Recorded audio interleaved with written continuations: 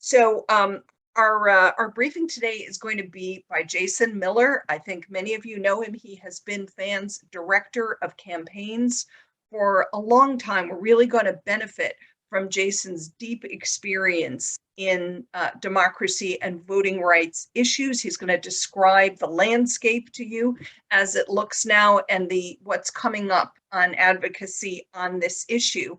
And then after that, Nora Pfeiffer is our director of Franciscan Justice Circles, is going to conduct a conversation with all of you. Now, I would invite you throughout the briefing, put your questions for Jason into chat. Just go ahead and do that. Your questions will only go to the hosts of the call, so it won't be disruptive for people. And then Nora will draw on those to do a discussion with Jason. We're also hoping to hear from some members of our network who we know are active on these issues and have experiences to share with us. So that is all. Of course, as always, we begin with prayer. And I'd like to invite our Associate Director, Sister Marie Lucy, to offer an opening prayer.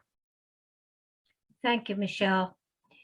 I would like to offer this interfaith prayer for democracy, a time such as this. We dream of a country where the politics of fear, white supremacy, and American nationalism are supplanted by diversity, equity, equality, inclusion, freedom, and justice. We dream of a country where native-born and naturalized citizens, immigrants, migrants, neighbor and stranger, host and foreigner, young and old, straight and gay, and where Blacks, Browns, Asians, whites, and indigenous people of the land strive to live peacefully together in view of our common humanity and interdependence. For this we pray to our God. Amen.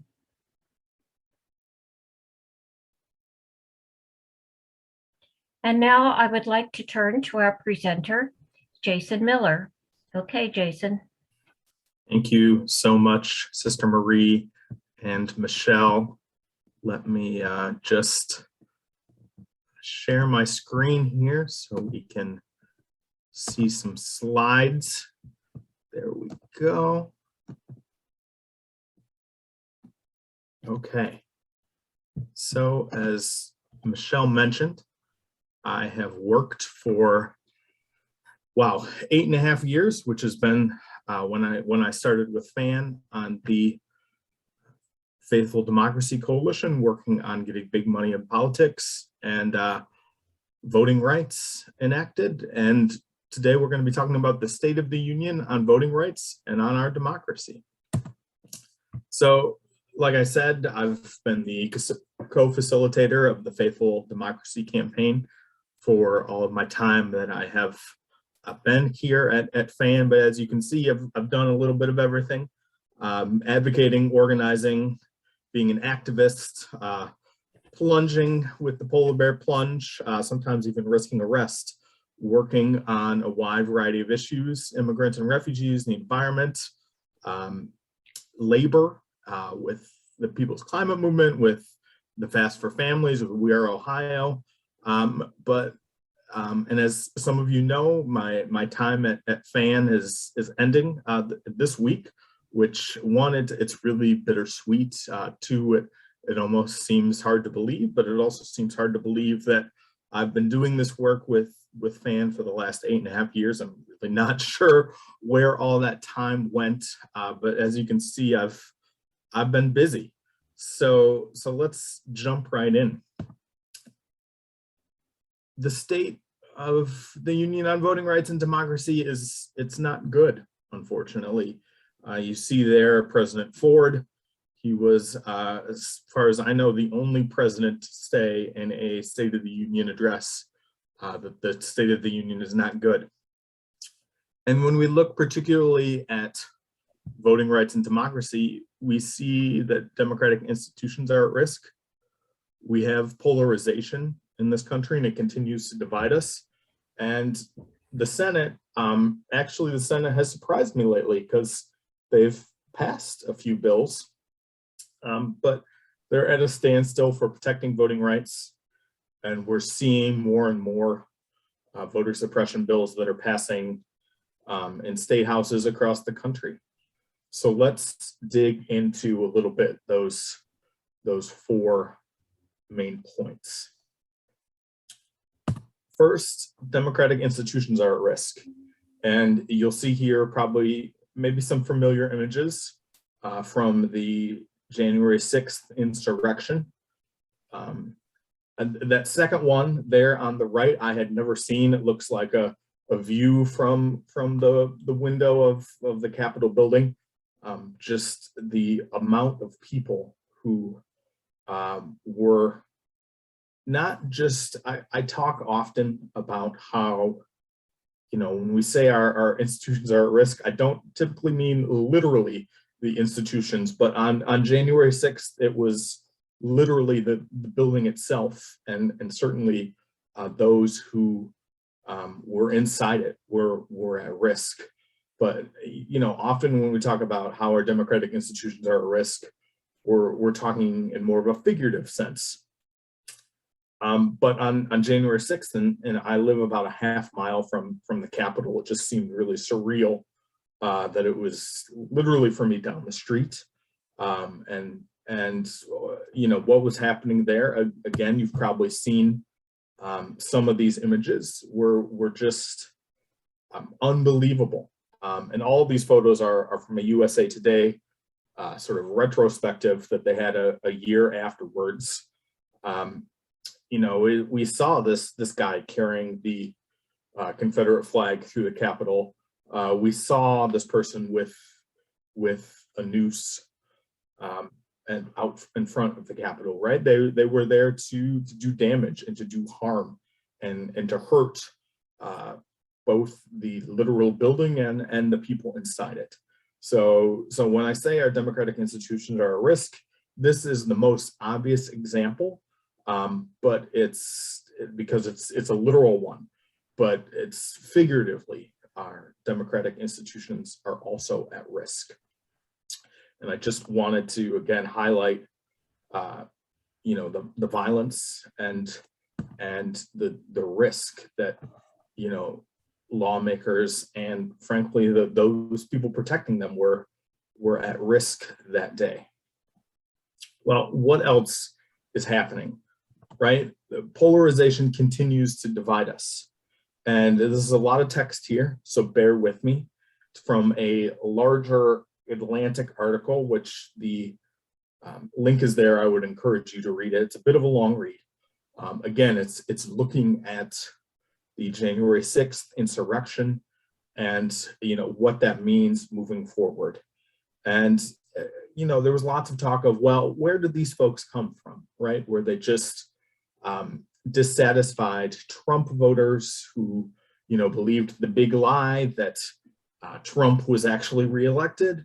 But we found that a lot of these folks who were here in DC on January 6th, 2021, they had wealth, and they weren't just your run-of-the-mill average everyday people.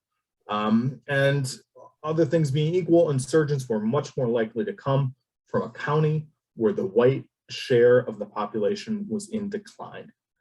And according to the latest census projections, white Americans will become a minority nationally in 2045. So there's some common threads here, as it's how I see polarization. It's not just this idea that, oh, I vote for one party and you vote for the other. Polarization is really how I see it, this view of, how you view not just our country, but how we view one another, and what we want the future to look like. And there are so many people that are afraid, and clearly they are afraid of people that don't look like them, and they are afraid of people that are different from them. And you're hearing these things, right? As the article mentions, Fox News, you're hearing them from other sources. And there's this fear, I think, from many people that, with the minority population rising, right, that insurgents at January 6th, as I said, could see their majority status slipping before their eyes. They want power, they want control.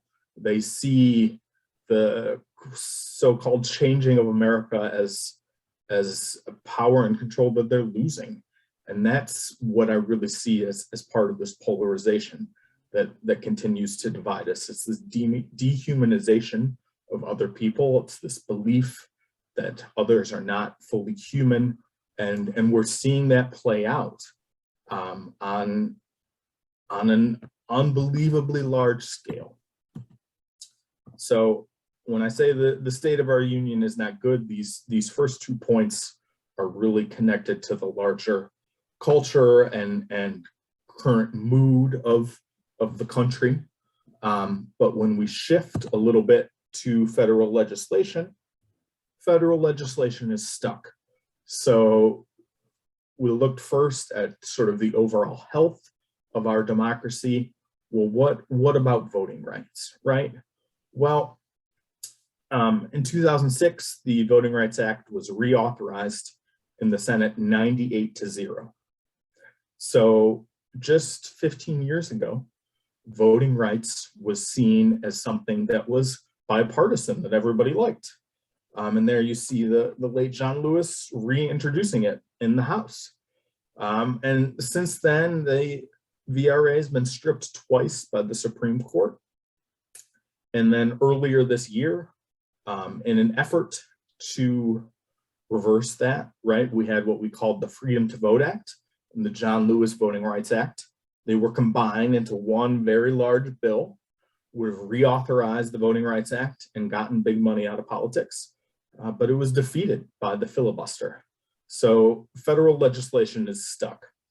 You see underneath there, former Vice President Pence, who was right on January 6th counting the Electoral College votes.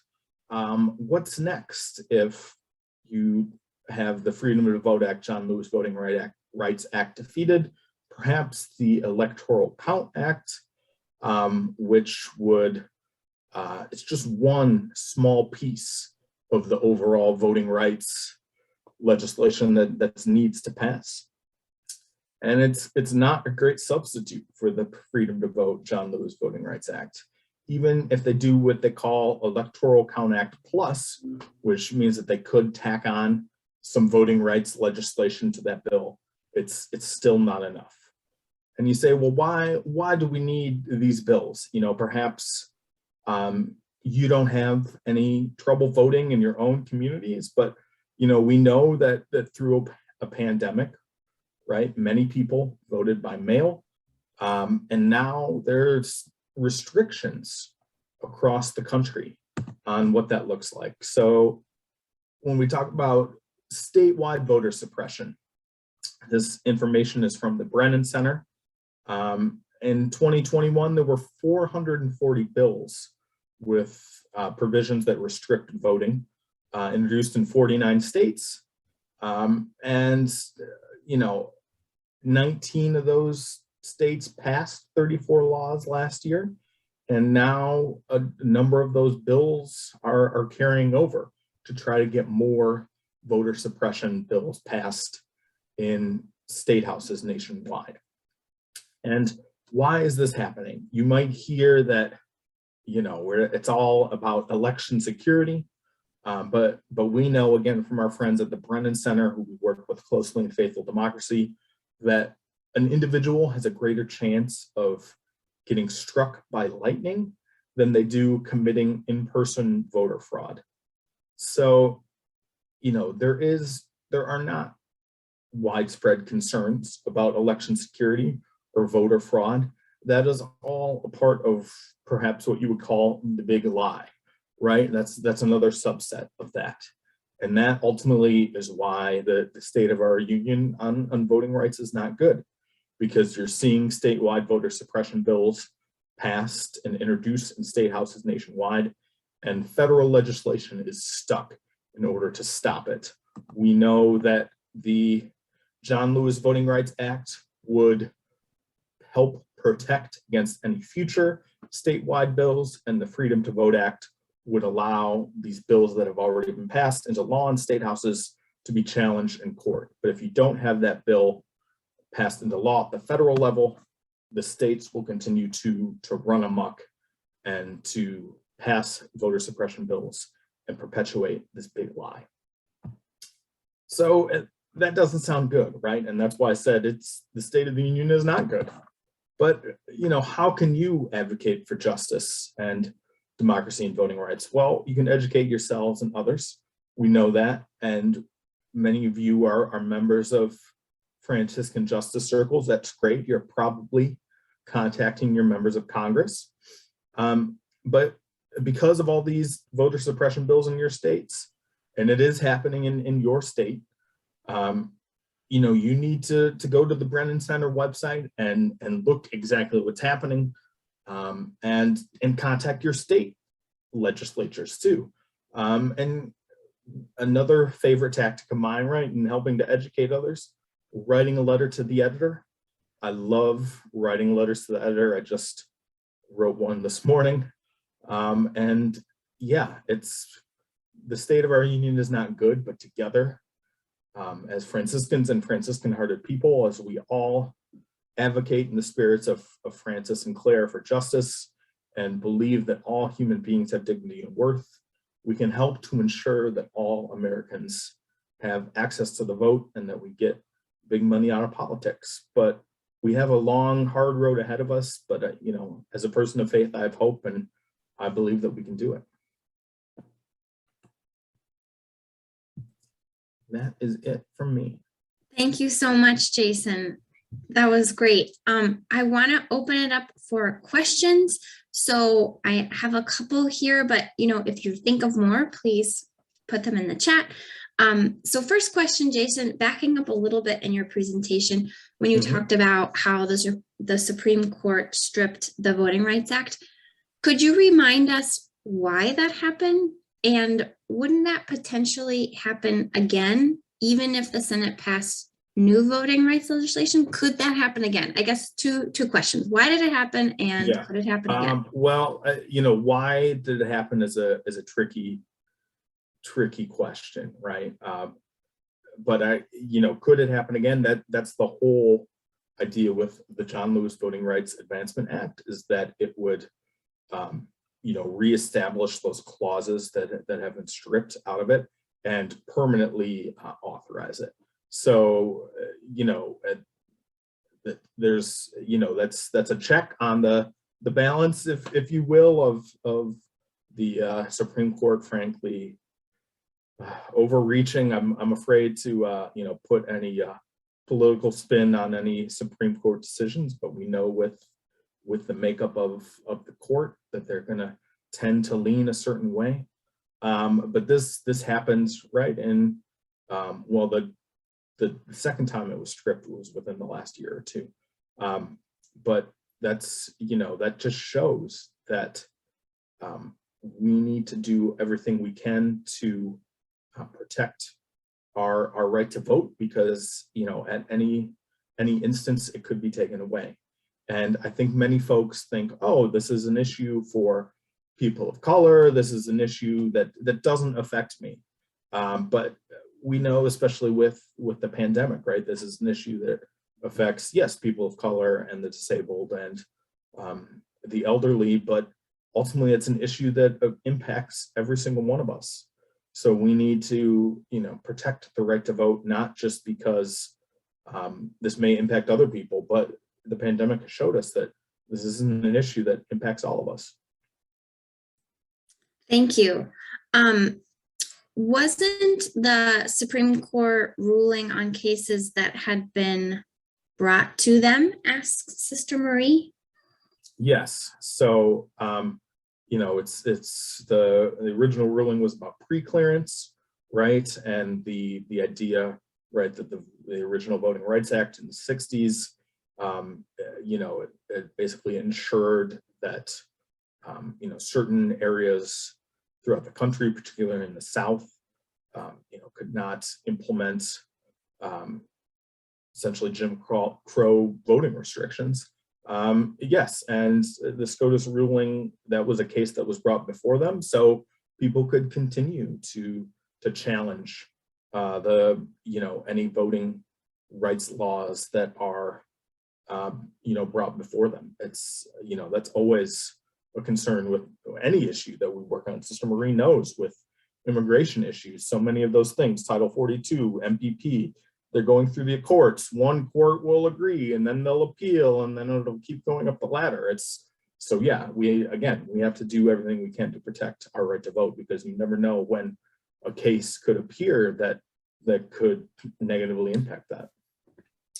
And going back to the state bills that you were referring to, can you give a couple examples of some of the changes that's happening? Like what suppression is happening through those state level bills? Like, for example, does it have to do with special voting arrangements in place for the pandemic, or does it have to do with something else? Can you just walk us through that a little bit? We saw in the pandemic, right, where lots of instances of absentee voting, right? And can I say too that there was this, they tried to confuse the issue.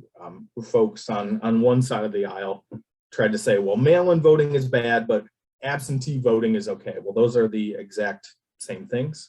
Mail-in voting and absentee voting are the same, one and the same, and they're particularly safe, right? There's barely any fraud associated with mail-in absentee voting. And we saw instances, right, where many states, I did it myself in the 2020 election. I requested an absentee ballot, and then I dropped it off in a drop box that was outside the library.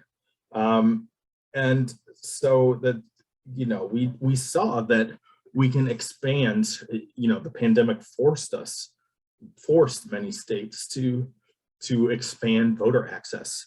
And now, yes, some of that they're trying to roll back. Other things they've been trying to roll back even before that. So you're seeing restrictions, yes, on voter drop boxes, which were extremely popular, but then you're seeing other things like, like Texas, for example, already has a very stringent vote by mail policy. There's some states have no excuse vote by mail absentee voting, right? You can vote by mail no matter who you are. Texas was already very restricted about who could do that. And they've, Texas is one of the states where these voter suppression bills have passed, and they've made it even more restrictive for Texans to vote by mail.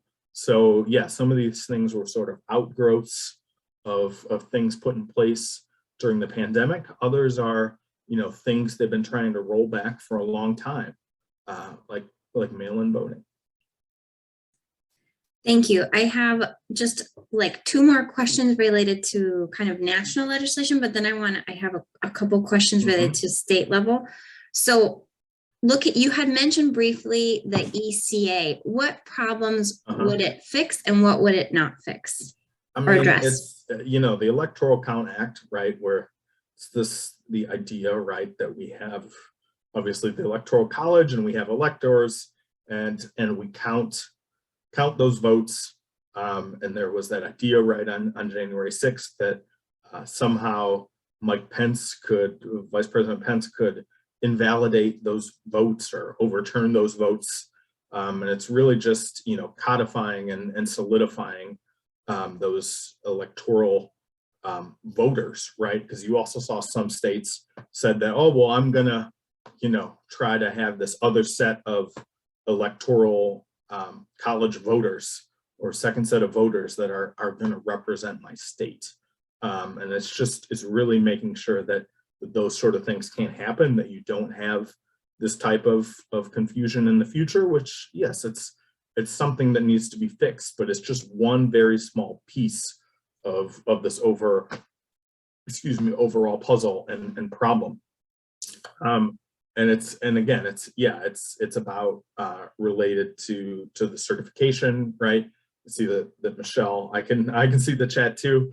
And it's right, because you saw that in states like Arizona, where they're like, oh, well, we want to recount, and we want these, folks from outside the state to come in and try to do the recount, right? And really, I think that is where the election security dangers come in, because you have people, frankly, that in the Arizona recount, it wasn't like they had done this before.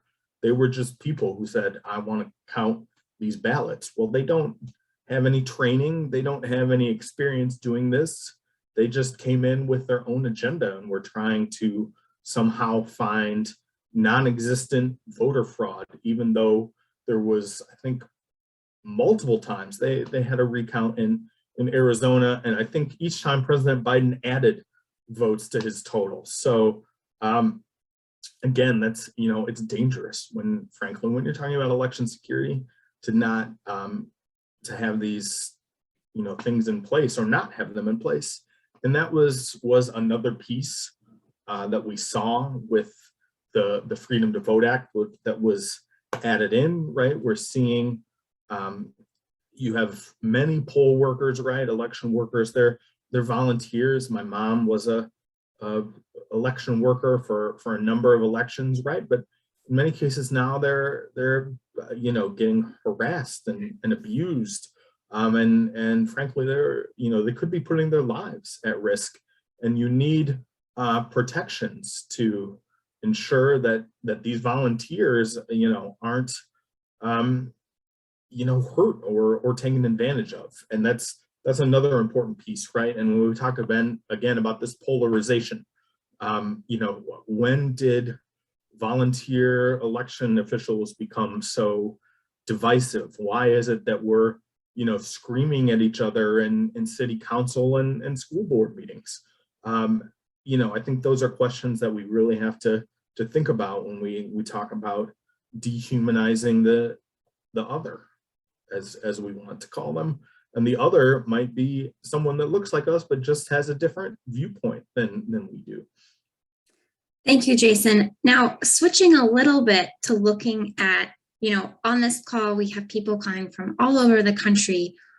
And we know that you are in Washington, D.C. and focused on the national level, but also from that perspective, what advice can you give to us who are spread throughout the country about what can be done locally, acknowledging that there is a distinction between majority liberal locations and majority conservative, speaking partisan wise, but what can we do? What can be done? Yeah, I think it goes back to that last slide of mine, right? It's educating first yourself and then others. And, if that means writing a letter to the editor, if that means, talking to your family and friends, maybe we have that old thing, right? I'm a good Ohioan, and you don't talk about religion and politics certainly not at the Thanksgiving dinner table, and maybe not at the dinner table at all. But, we need to do those things in order to ensure the health and vibrancy of our democracy, right? So once we educate ourselves and educate others, then we need to act.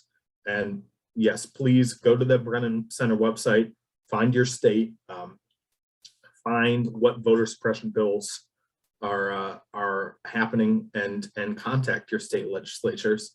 It's a pretty simple Google search, and then write a letter to the editor and say, hey, this is the bill that's passing through the State House right now, and we need to speak up, and this is why it's a bad idea.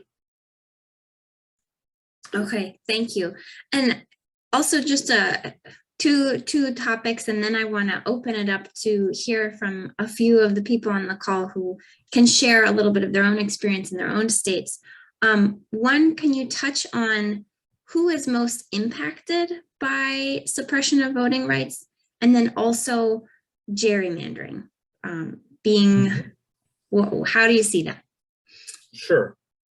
Well, let me start with gerrymandering, right? It's a practice that Democrats, Republicans, whoever happens to be in power at the statewide level have employed it, right? And you know, it's not fair, frankly, to voters.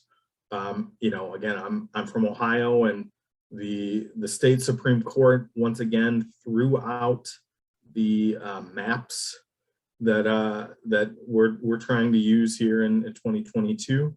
And there's a Ohio primary right around the corner in May, but we still don't even have any maps statewide. So it's again, it's putting our democratic institutions at risk, because you don't even know what congressional district you're in, but yet you have all these people that have filed to run for these seats. And that's, you know, that's absurd to me.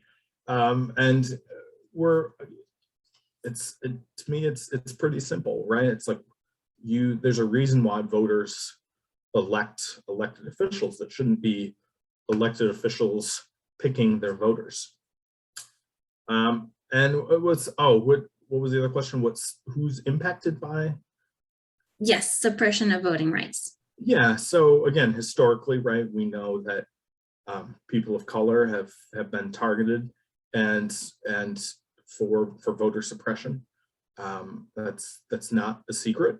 And but like I said, so I think that's one of the reasons why people often see it as, and when I mean people, I mean white Catholic Franciscans. That I think that's everyone more or less on this call. Apologies if you're not. I don't mean to generalize, but you know, we think of, oh, that's not a problem that's going to impact me, right? Like maybe I live in the suburbs and there's plenty of voting booths at my local polling station, and I never have an issue with voting, right? It's never a problem for me. I see Janine shaking her head going, yeah, it's never a problem for her. Exactly. But we've seen, again, through the pandemic that it's, you know, we might not be able to get to our polling station. Maybe not today, maybe not tomorrow, but, you know, down the road. And we want to ensure that every American has the right to vote. And in order to do that, we need to make sure that we know that, yes, this is an issue that disproportionately impacts people of color, the disabled, the elderly, but it's ultimately an issue that impacts all of us. Thanks, Jason. You can keep putting questions in the chat, but I'd love to turn it over now to our friend, David Key, who is a member of the Athens, Georgia Franciscan Justice Circle, and I know has worked closely with faith groups in these issues for years. So David, we're so happy to have you. We just wondered if you could share a little bit about your own experience in the state of Georgia and your perspective.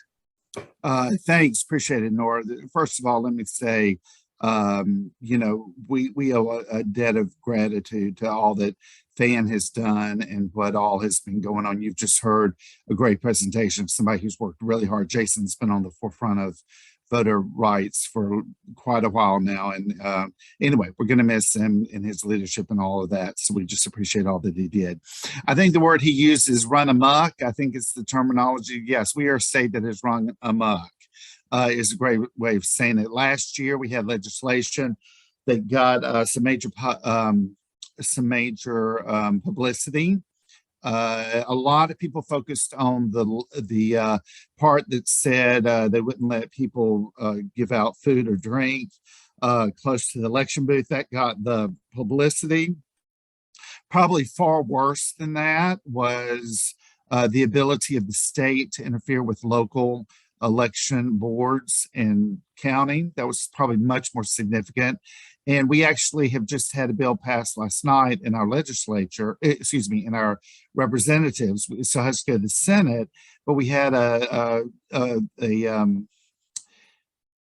legislation that passed that continues this kind of piece with state governance that now allows for the GBI, the Georgia Bureau of Investigation, to go in and do an investigation around election results, even if the local election board does not ask for it. That's the big change. It was that Local board had to ask for them to come in. Now GBI can come in, and that's a governor political appointment. So there continues to be this kind of state level, local level, state level interfering with local level. It happened in gerrymandering for the first time really in Georgia's history. They impacted districts on the local council, city council level, and the local board of commissioner level.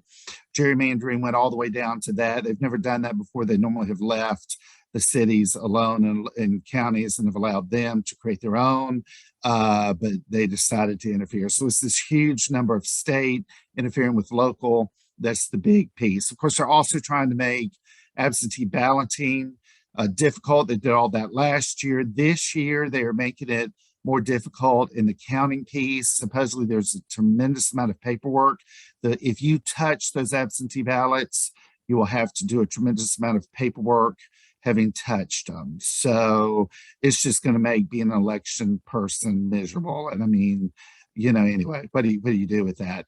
There is some interesting analysis on our part of, are they doing so much voter restriction? Will it start impacting older voters that vote for them? That's the real question mark that now, and we won't know until the election. Part of all this, you know, we've got a lot of stuff in place. We're going to see how bad it looks in November. By then it's probably too late, but that's when we're going to see what impact all of this has. We are still able to vote early. We're still able to vote mail-in ballots. It has just become more difficult. And they're just justice issues. The additional thing I would say is, and this kind of goes to Fan, one of the dynamics about Georgia that even a lot of Georgians aren't overly aware of is that in recent years, the Archdiocese of Atlanta probably has bypassed the Georgia Baptist Convention and the United Methodist North Georgia Conference as being the most influential religious institution in Georgia. Most people don't realize that, but the numbers and the organization are there. And when you count the Archdiocese of Atlanta and the Diocese of Savannah, which are our two dioceses here in Georgia, it just adds to that number. Also, something that's unique that really, I think, impacts Fan in some ways is our Archbishop is also Franciscan and was the Bishop of Savannah. So it really is an interesting moment for folks like Fan, at least in Georgia, is we need to be flexing our muscles. And that's part of what we're trying to do, is to just say Catholic social teaching, Franciscan understandings, all these things that make Fan a unique political organization should be having an impact in Georgia. So hopefully we'll be successful with that. Those can bring new days ahead, good new days ahead, if we can actualize it. And that's kind of where we're at. Nora, that may have asked for more questions than me giving information. So if I need to answer questions, just let me know. Thank you. Thanks so much, David. And I'd like to, at this point, transfer a little bit more inwards into the country to the grand state of Wisconsin and invite one of our Justice Circle members there in Milwaukee, Bob Schramm, to share a little bit about the situation that you're seeing and what your perspective is. It's a little rough in Wisconsin. The roots of this seem to go back to around the 2010 election. And in Wisconsin, we had an overwhelming Republican winnings, the governor, the assembly, the state senate.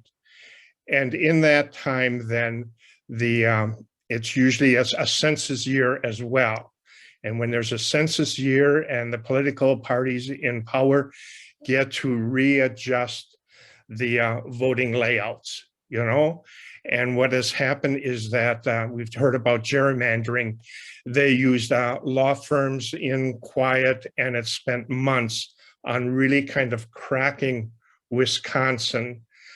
By law, each of the assembly districts need to have the same population or so, but you can spread that out on what kind of people are in these different districts. What's been happening overall is that in a statewide election, oftentimes it's 60-40 in a Democratic view. When you look at any of the state elections and state representatives, it's just the opposite. It's 40% Republicans seem to have 60% of the houses. What's happened is they tried to, again, this was the election year, do some readjusting. The Republicans had a version where they would take even more districts.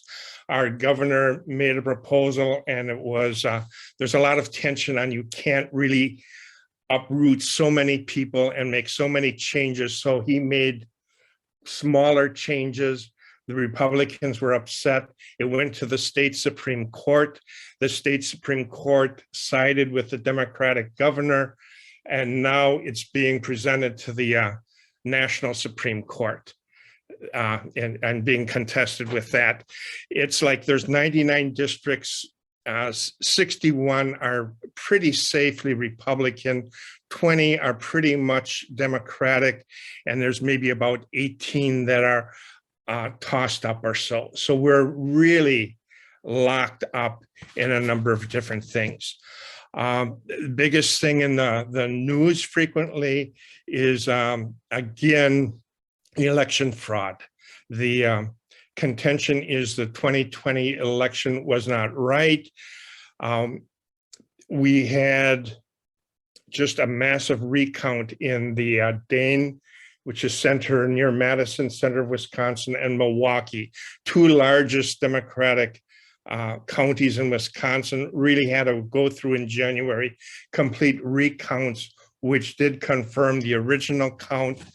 And yet Robin Voss, the leader in the state Senate, has commissioned a former Supreme Court Justice Grabelman to relook at all this in issues of fraud. It's over $500,000 spent.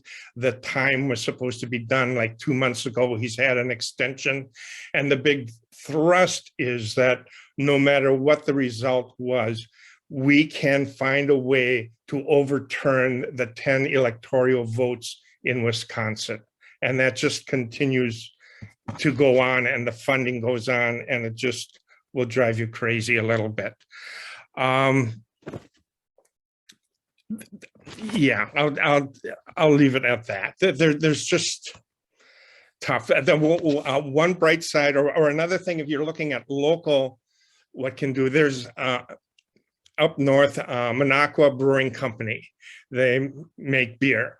In Minocqua, what happened is during COVID-19, there was legislation to help small business. What happened is our Wisconsin Senator Ron Johnson and two new assembly representatives in the federal voted against that and really struck up the ire of a small brewery owner.